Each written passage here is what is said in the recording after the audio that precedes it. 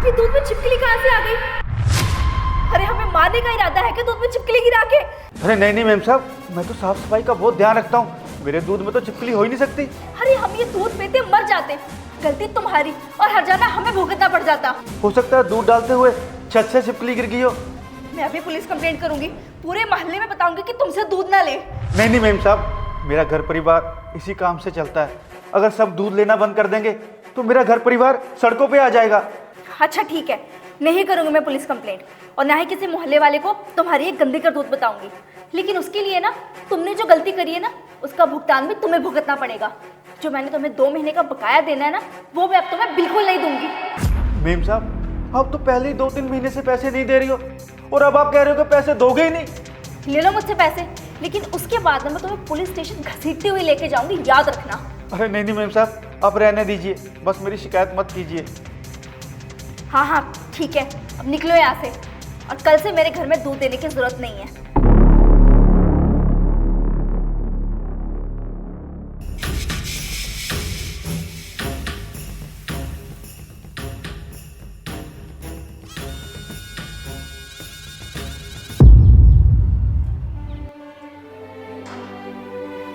हे भगवान, ये मुझसे क्या हो गया?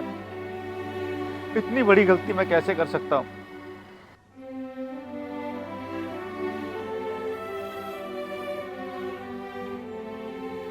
भैया मैं क्या करूं, आपके सामने ही है, ऑनलाइन पेमेंट हो ही नहीं रही है।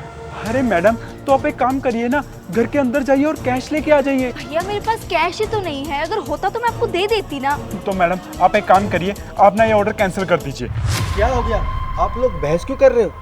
अरे भैया देखिए ना, इन मैडम ने ना ये पिज़्ज़ा ऑर्डर किया था, अब इनके पास कैश नहीं है और बोल रही हैं कि ऑनलाइन पेमेंट में कोई दिक्कत आ रही है। इनकी बच्ची भूखी है तो बोल रही है पिज़्ज़ा दे दीजिए। अब आप ही बताइए, मैं कैसे फ्री में पिज़्ज़ा दे दूँ इन्हें? हाँ हाँ, इनके घर एक छोटी सी बच्ची है, उसे पिज़्ज़ा बहुत पसंद है, उसका पिज़्ज़ा खाने को मन होगा, आप दे दो ना पिज़्ज़ा। अरे भैया, आप भी सारा दिन मेहनत करते हैं, मेहनत करके पैसे कमाते हैं। मैं भी सारा दिन मेहनत करता हूँ ताकि दिन में 200-300 रुपये कमा सकूँ। अब आप बोल रहे हैं कि मैंने फ्री में पिज़्ज़ा दे दूँ? ये आप कैसी बात कर रहे हैं? अगर मैं ऐसे ही 500-500 के पिज़्ज़े फ्री में दूंगा तो मेरा परिवार तो सड़कों पे आ जाएगा। ये लीजिए 500 रुपये इस पिज़्ज़ा के। पर ये पैसे आप क्यों दे रहे हैं?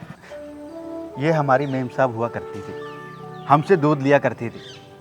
इनकी बेटी भी तो हमारी बेटी जैसी हुई ना, और उसका पिज़्ज़ा खाने को मन है और वो भूखी रहे, इसलिए हमने ये पैसे दे दिए, तुम जाओ। सच में आपकी सोच तो बहुत बड़ी है, सैल्यूट है आपको। ये लीजिए मैडम आपका पिज़्ज़ा। अब भैया तुमने मेरी मदद क्यों की? मेम साहब, वो कविता बेटी को भूख लगी होगी, वो बिना पैसों के ही आपको पिज़्ज़ा नहीं देता, इसलिए थोड़े पैसों की दिक्कत से बिटिया भूखी रहे, ये मुझसे देखा नहीं गया, इसलिए मैंने पैसे दे दिए। भैया मुझे तुमसे एक बात बोलनी थी, मुझे माफ़ कर दो, I am really very sorry. Sorry किस बात के लिए? वो भैया उस दिन वो, बस आई एम सॉरी, उस दिन सारी गलती मेरी थी, तुम्हारी कोई गलती नहीं थी। नहीं नहीं मेम साहब, उस दिन मेरी ही गलती थी, मेरी गलती के कारण ही दूध में छिपकली गिरी। अरे बस मैंने बोल दिया ना, सारी मेरी गलती थी, तुम सही थे। सच में अगर मेरे पास कैश होता ना तो मैं तुम्हें पैसे दे देती। एक काम करो, कल से तुम मेरे घर में रेगुलर दूध देने आ जाओ, जो 2 महीने का बकाया था मैं तुम्हें वो भी दे दूंगी और ये पिज़्ज़ा के पैसे भी तुम्हें दे दूंगी। क्या मेम साहब, आप मुझसे दोबारा दूध लेंगी? आपका बहुत बहुत शुक्रिया मेम साहब, अब मैं साफ सफाई का पूरा ध्यान रखूंगा।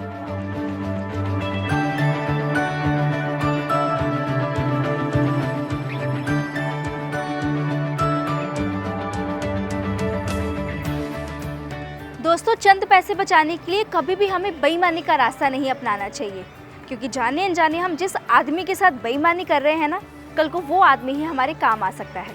इसलिए हमारी वीडियो अगर आपको अच्छी लगी हो तो अपने फैमिली, फ्रेंड्स और रिलेटिव्स के साथ ज़रूर शेयर करें और लाइक कमेंट करना बिल्कुल मत भूलिएगा। धन्यवाद।